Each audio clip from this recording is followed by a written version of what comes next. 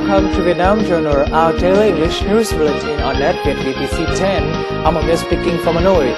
Every day we bring you comprehensive and up-to-date information on Vietnam and following major stories on Saturday.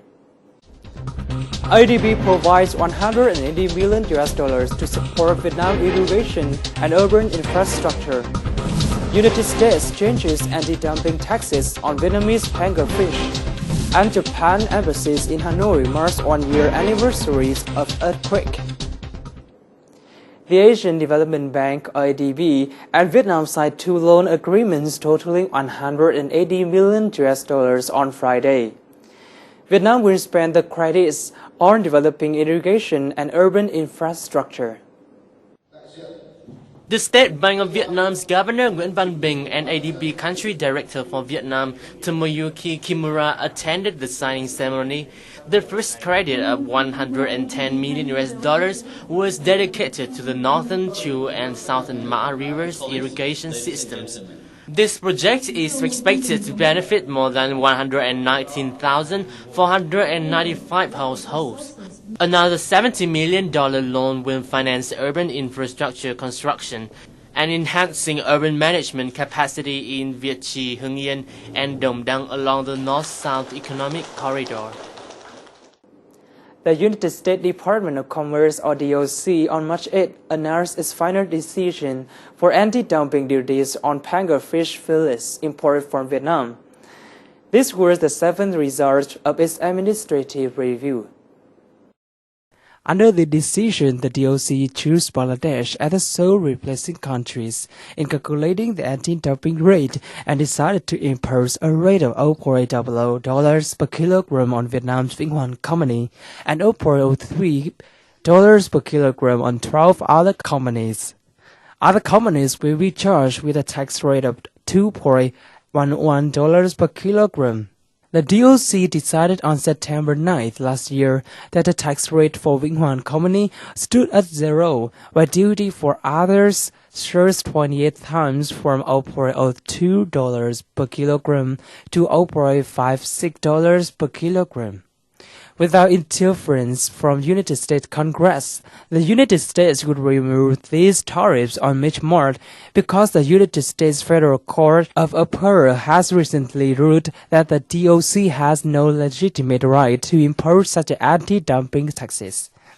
And following some other economic news in brief. $95 million will be provided for the project Rural Transport 3 by the International Development Association, or IDA, one member association of the World Bank. The agreement on this supplementary funding was signed by the Vietnam State Bank and the World Bank on Friday. So far, Rural Transport 3 has completed improving about 2,100 kilometers of roads and maintaining about 13,000 kilometers of bridges and district roads. The construction of Long Duc Industrial Park will be started on March 19th in the southern province of Dong Nai. The project will be carried out by Long Duc Company, a joint venture of three Japanese companies, including Southeast Corporation, Daiwa House Industry, and Coberco Eco Solution, with the Vietnamese donor food company. The industrial park will cover an area of 281 hectares in Long Duc community in Long Thành district and will cost $100 million. The Trade and Services Fair Vietnam-Cambodia is going to be open from March 28th to April the 1st in Phnom Penh, Cambodia. This fair was introduced at a press conference held by Ho Chi Minh City's Trade Promotion and Investment Center on Thursday. Besides the fair, Vietnamese businesses will also have other promotion activities, especially researching Cambodian financial and real estate market. The Crown Prince of Belgium and the delegation of 300 business representatives will pay an official visit to Vietnam from March 11th to 16th. They will have a wide range of activities to build economic and technological cooperation between the two countries. Our NETVIET VTC10 reporter have a conversation with His Excellency Mr. Angela Bruno, Ambassador of Belgium in Vietnam, about this major visit. Your Excellency, thanks very much for joining our talk today. Your Excellency, could you talk about the purpose of the visit of Prince of Belgium to Vietnam this time? Well, the Prince and the Princess will come with a delegation of almost 300 people, many representatives of companies and also quite many representatives from different universities. The idea is actually to renew our contacts with the new leadership. The idea was to come back to Vietnam, to have contacts at the highest level, to take more knowledge of your new 5-year plan and the 10-year strategy, and to explore more with Vietnamese authorities and the Vietnamese companies how we could extend our commercial relations, investment, and our political relations with the country. Your Excellency, could you reveal some information about the events during the visit of Prince of Belgium to Vietnam this year? Actually, the official program will start on the Monday. So on Monday we have meetings with the top leaders of the Vietnamese. We organize a conference on space technology. The reason is that we will develop together with Vietnam a microsatellite. So we are very proud to have a project in the field of high technology. And on Tuesday we will also organize a symposium about education programs in Belgium. We also organize some other seminars on port development, on green technology, and then actually on Wednesday the Prince will go to Haiphong to visit Dinh Vu, because Dinh Vu is a big investment by Belgian companies together with the People's Committee of Haiphong. It's a port project that we will visit. The Princess will visit the Den Hung, the Hung King's Temple.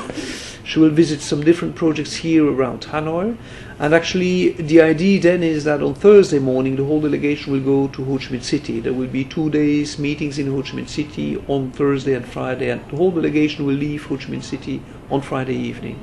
So what are the sectors that the business delegation want to focus on cooperation with Vietnam? We suggested that the mission focuses on 4 priority areas. The first sector is port development, port and infrastructure and transport development. The second sector is green technologies, basically water management and waste management. A third sector is agro-business. Agro-business meaning how you bring food from the farmer to the fork. And then actually the last sector is the health sector. With 40 years of diplomatic relationship, could you evaluate which is the most potential field of cooperation between the two countries? Well, the potential fields of cooperation are evolving, are changing. In the field of business, the same development has taken place. First, in the past we had a small bilateral trade.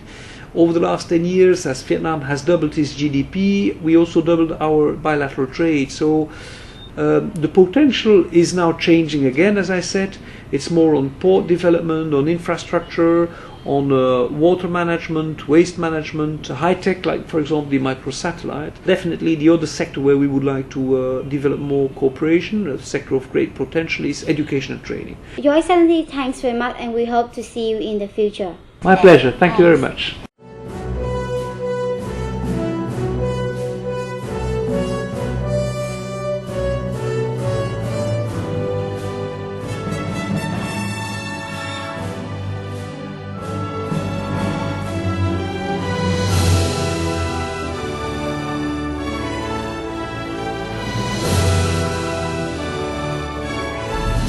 Vietnam Journal. It's not just news, it's life in Vietnam. Welcome back to our news bulletin. The Japan Embassy in Hanoi held a reception in commemoration of the Great East Japan earthquake to World Open Reconstruction on Friday. This event marked the 1-year anniversary of Tohoku earthquake and the tsunami disaster on March 11th in 2011. Representatives of Vietnam's authorities and diplomats from other countries attended the event to commemorate more than 15,000 victims of the disaster, along with the Japanese community in Hanoi. The Japan's extraordinary ambassador, Mr. Yasuaki Tanizaki, said at the reception that this disaster was one of the difficult times of Japanese people. He also thanks Vietnam for helping Japan to go through this time. Japan has received about 346.6 million yen donated by many Vietnamese organizations so far. In the event, Morioka Sansa Odori, a band from Morioka, the capital of Iwate, one of the most destructed cities in the disaster, brought a performance of Sansa, their traditional dance. There were also some small exhibitions showcasing the images of Japan's recovery after the disaster. Tohoku earthquake 2011 was the largest one in Japan and one of the 5 biggest ones in the world. The disaster has pushed Japan in a deep crisis, but the Japanese has amazed the world with their effort to recover afterwards. Famous singer Chloe Du Cafle will perform at the Hanoi Jew Theatre on March 17th. The show is a part of the Francophonie Festival in Vietnam. Chloe Du Trèfle has been awarded with many prestigious prizes. She has performed in many tours, including the Francophonie, Les Francopholies, the Spa in 2003, 2004, and 2007. Her album, Incidental Orbits in 2010, won the Octave Award for the album with the best French songs after releasing an English album. Clover's Chloe Du Trèfle has composed music and songs for many films. After her basic piano class, Chloe Du Trèfle has shifted to playing the electric guitar and continued her path to find out more about melodious sound. Nowadays, coffee shops are not only the places where people drink coffee and chit-chat in Vietnam. They have become the places where people share their hobbies and meet up with like-minded people. Today, we'll visit 2 special coffee shops in Hanoi with our NETVIET VTC10 reporter to learn more about the local youngsters' interest.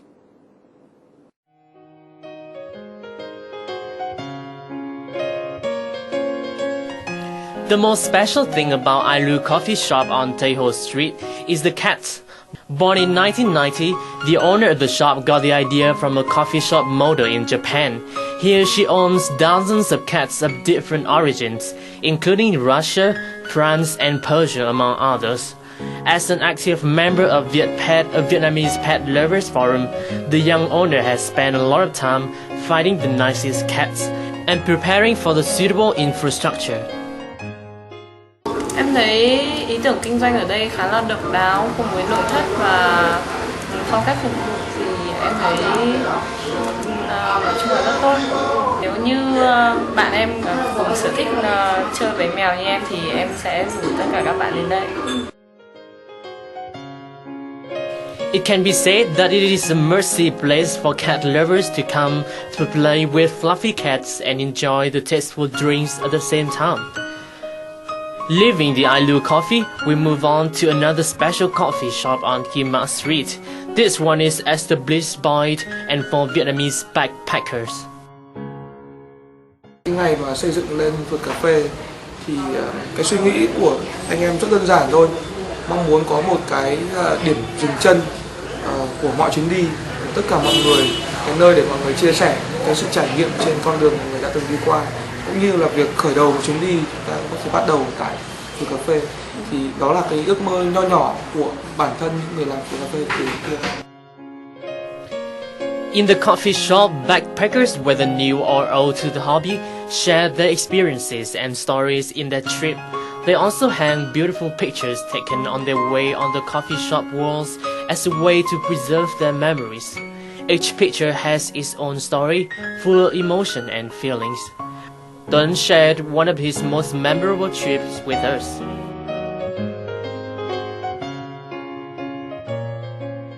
Hà Giang là một cái địa điểm thực sự là một cung đường huyền thoại. Tất cả mọi người đều nên đi qua Hà Giang một lần để biết được cái sự hùng vĩ của cảnh vật.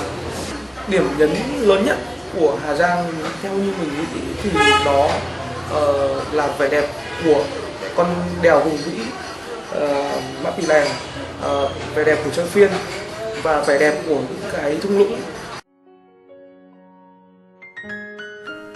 Hanoi youngsters have come up with various creative ideas and hobbies, and opening a coffee shop is one of their ways to express their identities and make a profit at the same time.